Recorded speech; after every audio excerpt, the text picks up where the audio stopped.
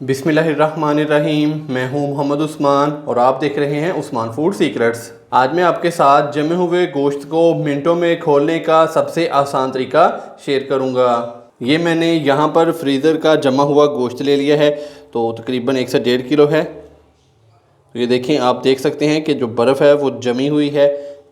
तो अभी मैं इसकी दोनों साइडों के ऊपर हाफ़ टेबल स्पून नमक लगा दूँगा। तो इस तरीके से जो नमक है वो गोश्त के ऊपर लगा देंगे, या कि इसके ऊपर अच्छे से छिड़क देंगे। इस तरीके से नमक डालने के बाद इस तरीके से हमने हाथ की मदद से नमक को अच्छी तरह से गोश्त के ऊपर मल देना है, और इसकी जो साइड है वो चेंज करके और दूसरी साइड पे भी हम नमक डालकर तो उसको अच्छे से मल देंगे। इस तरीके से साइड चेंज करेंगे और दूसरी साइड पे भी इस तरीके से नमक डालेंगे। हाथ की मदद से अच्छे से मल देंगे। इस तरीके से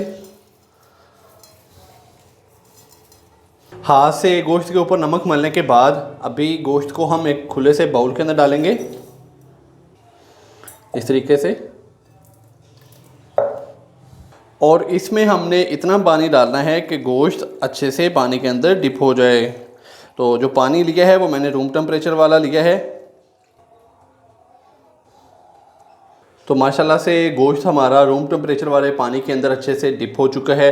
तो अभी मैं इसको ऊपर से कवर करूँगा तकरीबन 8 से 10 मिनट के लिए। गोश्त को पानी के अंदर 8 से 10 मिनट डिप करने के बाद अभी हम इसको चेक कर लेते हैं।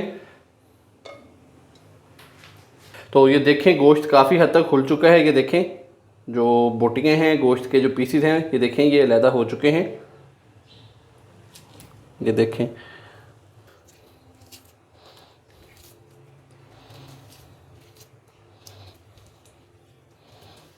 तो माशाल्लाह से नमक लगाने से इसकी जो स्मेल है वो भी काफ़ी हद तक ख़त्म हो चुकी है। तो ये वाले तरीके से आपको घंटों इंतज़ार नहीं करना पड़ेगा कि गोश्त कब खुलेगा, तो कब हम उसको अच्छे से साफ़ करके तो उसको पकने के लिए रखेंगे। तो माशाल्लाह से ये देखें, तकरीबन 8 से 10 मिनट के अंदर गोश्त हमारा बहुत ही अच्छे से खुल चुका है। अगर आपको मेरी आज की ये रेसिपी पसंद आई हो तो वीडियो को लाइक कर दें, चैनल को सब्सक्राइब करना मत भूलिएगा। मोहम्मद उस्मान को इजाज़त दीजिए। अल्लाह हाफिज़।